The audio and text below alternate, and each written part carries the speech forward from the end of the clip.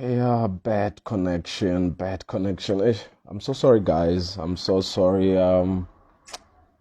Seem to be having bad connection. Let me just try and get hold of Mr. Elijah. Mr. Elijah. Okay, there we go.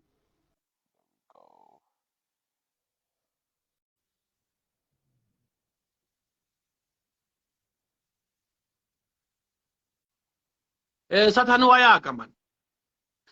He's a liar, man. He's a It's a liar. liar, man. It's a liar. It's a liar. Yeah. Yes, So, Charles, I was still explaining the issue of men are trash. yes, yes. Uh, I'm saying that then there's a lot of women who cheat on their men. But when the very same men cheat, social media will be flooded with how that particular guy cheated. Mhm. In my latest book, I speak about something called paternity fraud. I don't know if you've ever heard about that. Yes, yes, I So have. I have. paternity fraud is committed by women. You are going to be shocked at how many women commit paternity fraud. Mhm. Now, in my teaching, I try my best to walk away from the narrative of men versus women. I try to walk away from that because it's not going to take us anywhere. But we should not hide our own inequities by making the other gender to look as though they're bad so that we can move the focus to men while the focus should be equally distributed to women. But what women are doing right is to make noise every day about how men are treating them. Yeah, sure. We can argue that the statistics are telling us that more men rape women. Sure. Women rape men Mhm. too. We know that more men are abusive, physically abusive to women, but we also know that more women are abusive towards men. So for me to stand confidently and with authority saying men are trash, I'm not speaking from the point of what men are doing, but I'm Mhm. speaking from a point of projecting what we are doing that we want to hide by accusing this man of doing something. So I need to be very careful as to how one is going around with the narrative of men are trash, because we need to say we human beings are trash, just what it is. That's how it is. Human beings generally are trash. So both men and women, are capable of doing bad to each other. But the fact that two or three men have done something wrong, we should not, as a society, label all the men in the society because most men are doing their best and they are doing good and they are treating other people good. So we should instead, encourage them. We should instead congratulate them. We should instead, speak well of them. I mean, now you hear women saying, especially after the death of Ricky Rick, that no, men should be able to talk. The men must speak out. No, no, no, no, no. That's crap. That's crap Okay. because the very same women that say that are not Uh-huh. willing to sit and listen to their men. When men speak, they are labeled all sorts of things to a point that those men cannot even have a safe outlet in their own women. So the women of this country are not ready to listen to men. The You women know, of this country are not ready to stand up and speak well of men. They're not. They are committed and prepared to go and vilify men and speak of how bad men are. They will never stand in the platform and say, we need our men. We want to encourage our men. We have good men in our society. No, never. You hear them speaking about feminism movement. What is the feminist movement? A movement that is setting itself up against men. That's what it is. wow, wow. It's interesting you say that because I was once in a relationship, and when I tried to be vocal about how I felt and what I Mhm, thought, mhm, and I was labeled as being a weak man. mm. Yeah. But what's even worse, when you start to tell them about how you feel, what you want, you get manipulated. You are accused of wanting to control. You are accused also about all sort of things to a point where you end up keeping quiet about things to avoid what unnecessary fights. So Hence I say, but when they come to you and they talk, they expect you to listen. So I don't, hence I'm saying I need to walk away from that narrative of men this, women this. We need to own up. All of us, we need to own up. There is Mm-hmm. something that we're doing wrong in the society that we need to fix, both men and women. At this Mm-hmm. point, this society is not ready to accept a man who's unemployed, number one. You go around hearing people saying a man must be a provider. I don't know where they got that anyway, but good luck for them. But we need to be understanding that circumstances will change. When circumstances change, mindset must also change. But a Wow. man who cannot bring bread is so despised. That's why he ended up taking his own life, because he knows that wherever I'm going to go, I'll be useless anyway. So we need to change our discourse as a child.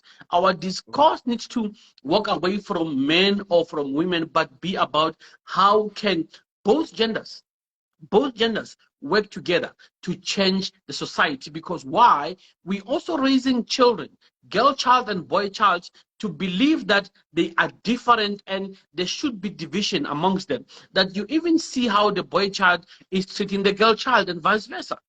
And Mm-hmm. that is our problem. Because why? We are raising a society that is already divided. Because why? We are dividing both men and women. Wow. Wow. That's amazing. Wow, that's so incredible. When circumstances change, mindset must change. I like that. That's so powerful. And like you are married, and obviously I suppose that people look up to you, and do you feel a sense of pressure maybe that I have to make this marriage work because people are looking up to me? If I don't, people are going to be disappointed. I'm a marriage counselor, I'm a relationship counselor. If this fails, what am I going to teach people about? Do you feel a sense of pressure in that sense? You see, once you understand marriage, Sir Charles, Uh-huh. and you understand your role in the society, you there's something we call emotional intelligence, Mm-hmm. and Bible speaks a lot about wisdom. Now, in my counseling sessions and the talks that I give out there, Mm-hmm. I make my people know that I am as human as they are. I make them aware that the very same issues that they're going through, I'm facing them.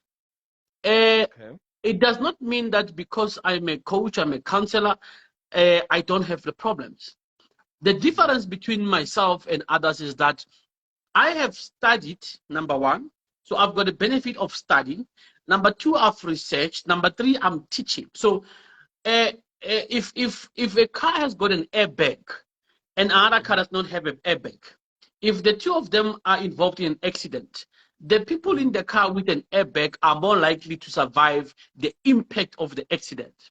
So I am the Right, person right. in the car with an airbag. So meaning when the impact of marriage hits, I'm able to absorb it in a much better way than some people who don't have the knowledge that I've got. But that does Mm-hmm. not mean we don't get involved in accidents. We do get involved in accidents. The difference is the impact that I'm going to sustain. So I always say to them that I don't have pressure to do anything different. If, God forbid, for whatever reason, my marriage doesn't work, for whatever reason, I'll be Mm-hmm. able to go out there and say, we have failed here and there. We have tried this, we've done that, and we have done that. But it is not Right. my intention that my marriage should fail. I want Mm-hmm. it to thrive because my marriage is not for the public. I've got children that I'm raising in this marriage. I've got a wife that I've chosen to live my life with. So I need to satisfy them and honor the vow that I've made to them, as well as to fulfill the purpose of God. So my first love is to God and my children and my wife, not the Mm-hmm. society. Because the society can also fail you. But if the society fails you, at least you've got a wife and children and God that you can submit to, and that will, welcome you with both hands. So my love should not necessarily to the society or the community, but to the God and the family that I'm serving. Once I put myself under pressure, I'm going to have to lie to keep my marriage happy, even though it's not happy. My job Yeah. is not to live in a marriage that is unhappy, but to be true out there that to show people that I can play in my marriage, I can be serious in my marriage, I can be crazy, I can be fun, and let them have the same fun that I'm having, as opposed to try to portray a picture of this perfect people out there that don't have problems. No, we have to have fun because that's in our DNA, such as we have to have problems because this life will give you as many problems as it can. Your job is to provide, a cushion that when you find yourself in those situations, you are able to absorb these pressures without you breaking down. I, li- you know, I'm definitely gonna go back to watching this because I'm getting some serious nuggets from from this live, you know. So like, should marriage evolve? Should relationships evolve the way that we do things today as opposed to how they were in the past? Should we, adjust with the times, or should we just keep things the way they have always been? The reason why we're having problems today in marriages is because people are not evolving with the times. The olden way of doing things, ya hore rela moshimane e ba re ke mosadi ko khoneng kwale and mojita o nna le majita kwale, it's no longer working. The times have changed. The 1950s, we did not have social media. In the 1950s, we did not have the cell phones. In the 1950s, we did not have laptops. In the 1950s, we didn't have McDonald's. In the 1950s, we didn't have many things that we have today. So I mean, even fast food outlets have multiplied. If not tripled. So Hmm. meaning we have opportunities now to order a pizza, whereas our parents did not have that opportunity. And if you Hmm. have a man who has not evolved with the times, they will force you to become a slave. You must cook every day because I just want to eat pap and flakes. And meanwhile, you can order yourself shrimps. I mean, come on, man. You can just call Uber. We don't have to worry. 45 minutes, our delivery will be here. Now, Uh-huh. if those things have changed and our psychology has changed, then we are Hmm. left behind.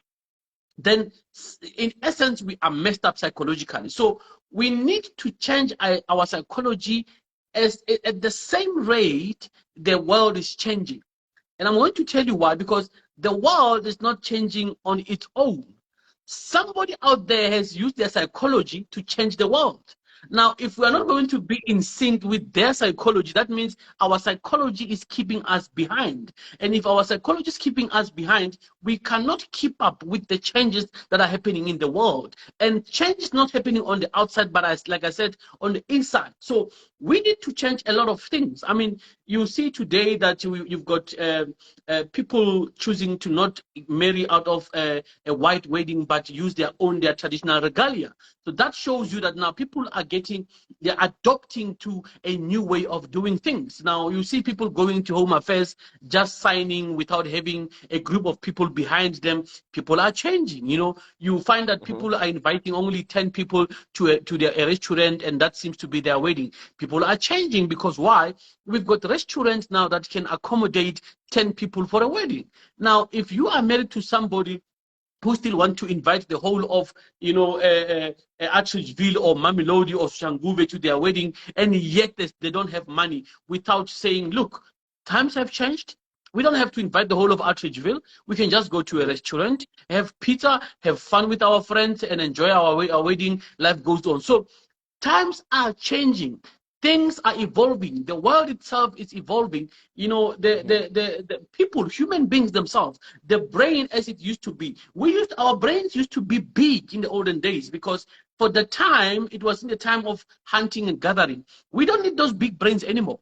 We need effective brains, not big brains. We need brains that can adapt quicker than they used to adapt in the olden days. In the olden days, people used to go and set a trap for an animal, for 2 days. And on the third day only, they would catch something to eat. No, in today's times, you don't need to set a trap for anybody.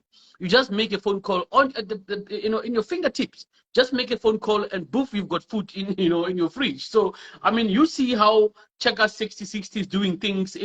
Things are changing. So there is Hmm. not going to be a time where husband and wife says on the 26th we are getting paid, we must go buy grocery. No, we are no longer going to buy grocery. While I'm at work, I make a phone call, grocery will find me at home. Simple as that. Now, Yeah. now, if people don't understand that, they're gonna keep fighting in their marriage because they want to apply the old traditional ways of doing things instead of applying what is current. And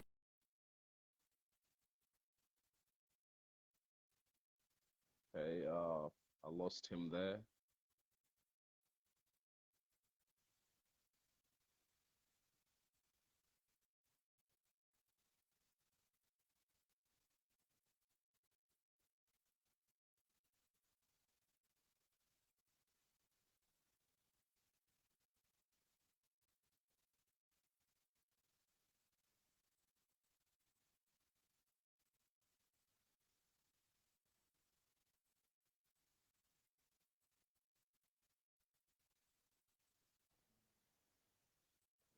Uh,